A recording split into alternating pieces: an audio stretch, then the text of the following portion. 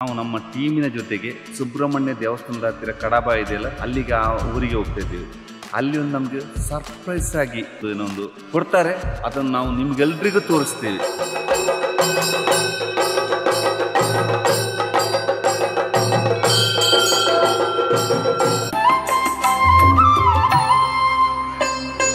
ಕೀರ್ತನ್ ಅವರು ಮಾಡಿದ ಒಂದು ಆಂಬುಲೆನ್ಸ್, ಸೇಮ್ ನನ್ನ ಹತ್ರ ಹೇಗೆ ಆಂಬುಲೆನ್ಸ್ ಇದೆ ಅದೇ ಮಾದರಿ.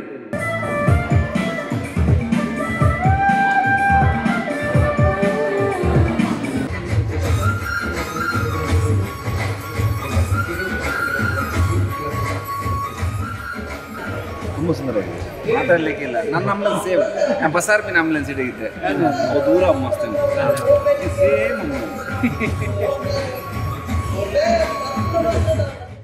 ನಮಸ್ತೆ ಸ್ನೇಹಿತರೆ, ನಾವು ನಮ್ಮ ಟೀಮಿನ ಜೊತೆಗೆ ಸುಬ್ರಹ್ಮಣ್ಯ ದೇವಸ್ಥಾನದ ಹತ್ತಿರ ಕಡಬ ಇದೆಯಲ್ಲ, ಅಲ್ಲಿಗೆ ಆ ಊರಿಗೆ ಹೋಗ್ತಾ ಇದ್ದೀವಿ. ಅಲ್ಲಿ ಒಂದು ನಮ್ಗೆ ಸರ್ಪ್ರೈಸ್ ಆಗಿ ಕೀರ್ತನ್ ಅವರೊಂದು ಏನೊಂದು ಕೊಡ್ತಾರೆ, ಅದನ್ನು ನಾವು ನಿಮ್ಗೆಲ್ರಿಗೂ ತೋರಿಸ್ತೀವಿ. ಅದರಿಂದ ಈ ವಿಡಿಯೋವನ್ನು ಕೊನೆಯ ತನಕ ನೋಡಿ.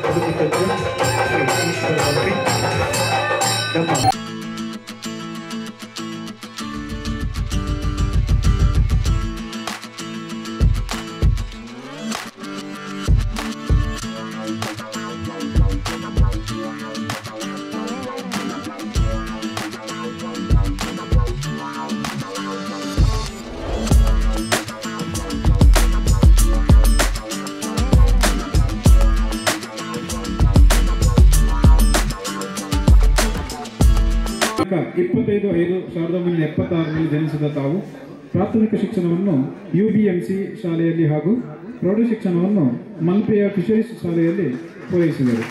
ಕಡು ಬಡತನದಿಂದಾಗಿ ವಿದ್ಯಾಭ್ಯಾಸವನ್ನು ಮೊಟಕುಗೊಳಿಸಿ ಮೀನುಗಾರಿಕಾ ವೃತ್ತಿಯಲ್ಲಿ ತೊಡಗಿದ್ದೀರಿ. ಪ್ರಸ್ತುತ ತಾವು ಮೀನುಗಾರಿಕಾ ಬೋಟುಗಳಿಗೆ ಕುಡಿಯುವ ನೀರಿನ ಸರಬರಾಜು ಮಾಡುತ್ತಿರುವಿರಿ. ಜಲ ಅವಘಡದಲ್ಲಿ ಮುಳುಗಿದ, ಕೆಸರಿನಲ್ಲಿ ಸಿಲುಕಿದ ಸುಮಾರು 1000ಕ್ಕೂ ಹೆಚ್ಚು ಮೃತದೇಹಗಳನ್ನು 40 ಅಡಿಗಳವರೆಗೆ ಆಕ್ಸಿಜನ್ ಇಲ್ಲದೆ 100 ಅಡಿ ಆಳವರೆಗೆ ಸ್ಕೂಬಾ ಹಾಗೂ ಆಕ್ಸಿಜನ್ ಸಹಾಯದೊಂದಿಗೆ ಮೇಲೆತ್ತಿ ಮೃತರ ಅಂತ್ಯ ಸಂಸ್ಕಾರದವರೆಗೂ ಸಹಕರಿಸಿ ಮೋಕ್ಷದ ಹಾದಿಯನ್ನು ತೋರಿದ್ದೀರಿ. ಯಾವ ನಯ ಪೈಸೆಯನ್ನು ಅಪೇಕ್ಷಿಸದೆ ಉಚಿತ ಸೇವೆ ನೀಡಿರುತ್ತೀರಿ. ಇದಲ್ಲದೆ ಕರಾವಳಿಯ ಕಾವಲು ಪೊಲೀಸ್ ಪಡೆಗೆ ಸುಮಾರು 4 ವರ್ಷಗಳಿಂದ ಸಮುದ್ರದಲ್ಲಿ ತರಬೇತಿಯನ್ನು ನೀಡುತ್ತಾ ಈ ಗ್ರಾಮದ ದೇವರ ಪಾದಕ್ಕೆ ಮನಸಾರ ನೆನೆಸ್ಕೊಳ್ತಾ ಇವತ್ತು ಯೂತ್ ಕ್ಲಬ್ ದೊಡ್ಡಕೊಪ್ಪ ಕುಂಬಾರ ಯುವ ವೇದಿಕೆ ಇಲ್ಲಿನ 7ನೇ ವರ್ಷದ ಸಭಾ ಕಾರ್ಯಕ್ರಮಕ್ಕೆ ಹಾಗೂ ಸಾಂಸ್ಕೃತಿಕ ಕಾರ್ಯಕ್ರಮಕ್ಕೆ ಶುಭ ಕೋರ್ತಾ ಇದ್ದೀನಿ. ಬಂಧುಗಳೇ, ಬರುವಾಗಲೇ ತುಂಬ ಲೇಟ್ ಆಯಿತು, ಕ್ಷಮೆ ಇರಲಿ. ಹಾಗೂ ವೇದಿಕೆಯ ಗೌರವಾಧ್ಯಕ್ಷರು ಹಾಗೂ ಅಧ್ಯಕ್ಷರು ಹಾಗೂ ಸರ್ವ ಸದಸ್ಯರಿಗೂ ನಾನು ಕೈ ಮುಗಿದು ವಂದಿಸ್ತಾ ಇದ್ದೇನೆ. ಹಾಗೆಯೇ ಈ ಊರಿನ ಹಾಗೂ ಪರ ಊರಿನ ಎಲ್ಲ ಬಂಧುಗಳಿಗೂ ಸಹ ನಾನು ವಂದಿಸ್ತಾ ಇದ್ದೇನೆ. ಬಂಧುಗಳೇ, ಇಷ್ಟು ಜನ, ಇಷ್ಟು ಅಣ್ಣಂದಿರು, ಇಷ್ಟು ತಾಯಂದಿರು ನೋಡುವಾಗ ನನಗೆ ಒಂದು ಸಲ ಯಾವ ದೇಶಕ್ಕೆ, ಯಾವ ಊರಲ್ಲಿ ನನಗೆ ಸ್ವರ್ಗಕ್ಕೆ ಹೋಗಿದಾಗ ಆಯ್ತು. ಯಾಕೆಂದ್ರೆ ನಾ ಎಲ್ಲಿಗೆ ಬಂದೆ ನನಗೆ ಗೊತ್ತಾಗಿಲ್ಲ. ಆ ಕಾಡೊಳಗೆ ಆದ್ರೂ ಸಹ ಇಷ್ಟು ತಾಯಂದಿರು, ಇಷ್ಟು ಅಣ್ಣಂದಿರು, ಎಲ್ಲ ಅಭಿಮಾನಿ ದೇವರುಗಳು ನನ್ನ ಬರುವಿಕೆ ಕಾಯ್ತಿದ್ರಲ್ಲ, ನಿಮಗೆಲ್ಲರಿಗೂ ನಾನು ಹೃದಯ ಪೂರ್ವಕವಾಗಿ ಕೃತಜ್ಞತೆ ಸಲ್ಲಿಸ್ತೇನೆ. ಯೂತ್ ಕ್ಲಬ್ ದೊಡ್ಡಕೊಪ್ಪ ಇದರ ಒಂದು 7ನೇ ವರ್ಷದ ಸಭಾ ಕಾರ್ಯಕ್ರಮಕ್ಕೆ ಬಂದಿದ್ದೀನಿ.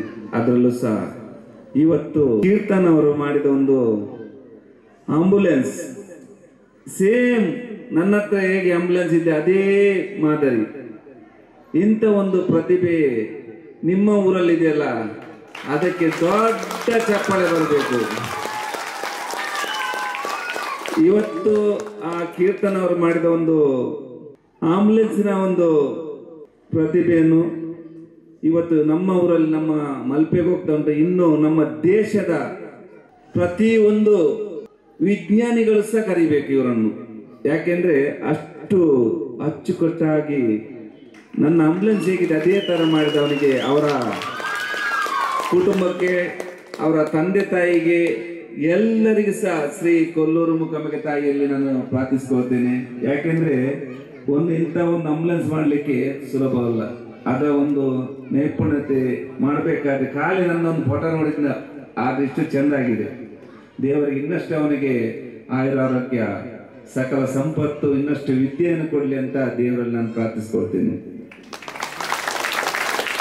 ಬಂಧುಗಳೇ, ನಿಮ್ಗೆ ಗೊತ್ತಿದ್ದಾಗೆ ಇವತ್ತು ನಾವು ವೇದಿಕೆಗೆ ಇಲ್ಲಿ ಬಂದು ಮಾತಾಡಬೇಕಾದ್ರೆ ಸಮಸ್ತ ನಮ್ಮ ಕರ್ನಾಟಕದ ಜನತೆ ಎಲ್ಲ ಆಶೀರ್ವಾದ, ಇಲ್ಲಿ ಬಂದಿರುವ ಎಲ್ಲ ತಾಯಂದಿರ ಅಣ್ಣಂದಿರ ಆಶೀರ್ವಾದ ಇದ್ದಿದ್ದರಿಂದ ನಾ ಇವತ್ತು ಬಂದು ಮಾತಾಡ್ತಿದ್ದೇನೆ ಬಂಧುಗಳೇ.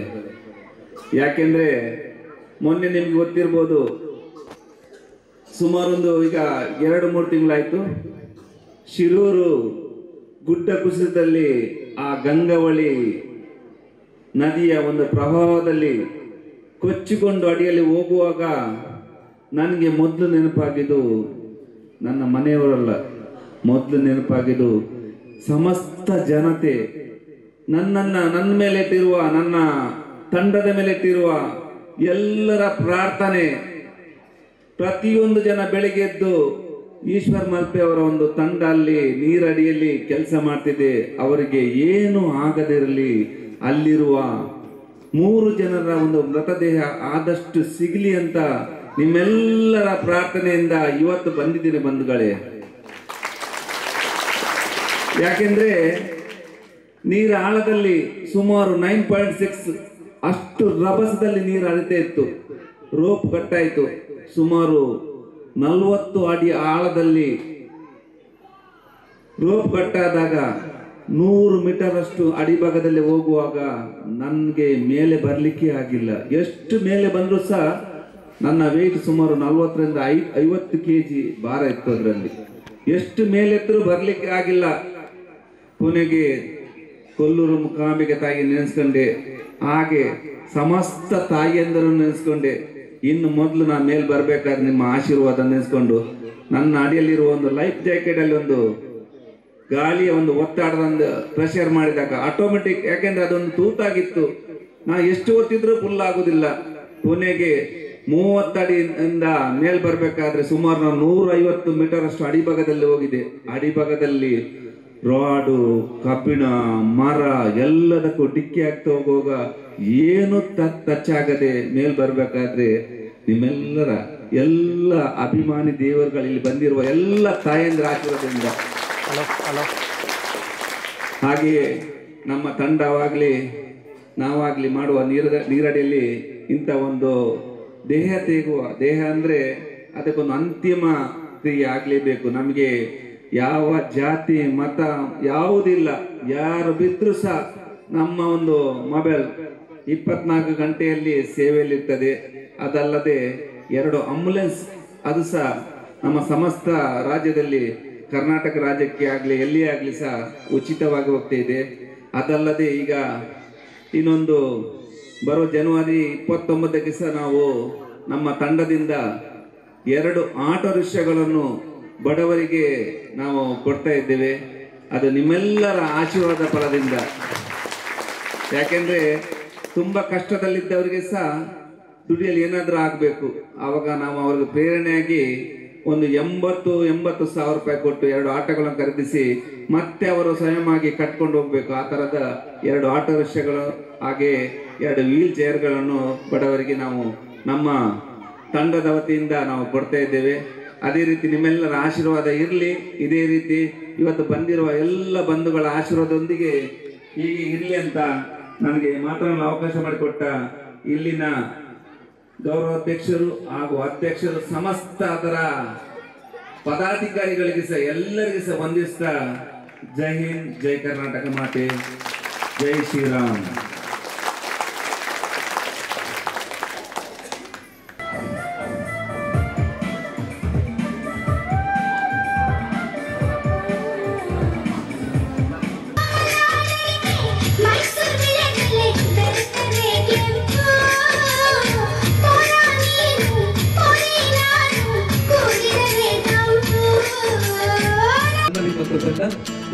ರೆಡಿಯಾಗಿರಬೇಕು.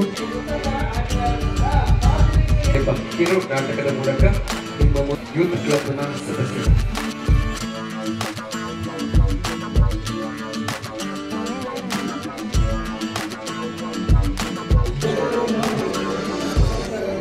ನಮಸ್ತೆ ಸ್ನೇಹಿತರೆ, ಇವತ್ತು ಕೀರ್ತನ್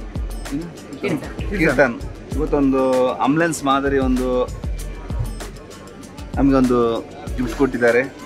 ಇವರಿಗೆ, ಇವರ ಮನೆಯವರಿಗೆ ಎಲ್ಲರಿಗೂ ಸಹ, ಅವರ ಫ್ಯಾಮಿಲಿ ಆಗಲಿ ಎಲ್ಲರಿಗೂ ಸಹ ಆ ದೇವರು ಆಯುಧ ಆರೋಗ್ಯ ಸಕಲ ಸಂಪತ್ತು ಕೊಡಲಿ ಅಂತ ನಾನು ದೇವರ ಪ್ರಾರ್ಥನೆ ಮಾಡ್ತೀನಿ. ಇಂಥ ಒಂದು ಮೂಮೆಂಟ್ ಮಾಡಿದ್ರೆ ಇನ್ನೂ ಸಹ ನಮ್ಮ ದೇಶದಲ್ಲಿ ಒಳ್ಳೆ ಆಗಲಿ, ಇವನಿಗೆ ಸಹ ಒಳ್ಳೆಯದಾಗಲಿ ಅಂತ ನಾನು ದೇವರಲ್ಲಿ ಪ್ರಾರ್ಥಿಸ್ತೀನಿ. ತುಂಬ ಸುಂದರವಾಗಿದೆ, ಮಾತಾಡಲಿಕ್ಕಿಲ್ಲ. ನನ್ನ ಆಂಬುಲೆನ್ಸ್ ಸೇಮ್, ನಾನು ಬಸಾರ್ಪಿನ ಆಂಬುಲೆನ್ಸ್ ಹಿಡಿಯುತ್ತೆ, ದೂರ ಮಸ್ತ್ ಸೇಮ್ ಆಂಬುಲೆನ್ಸ್.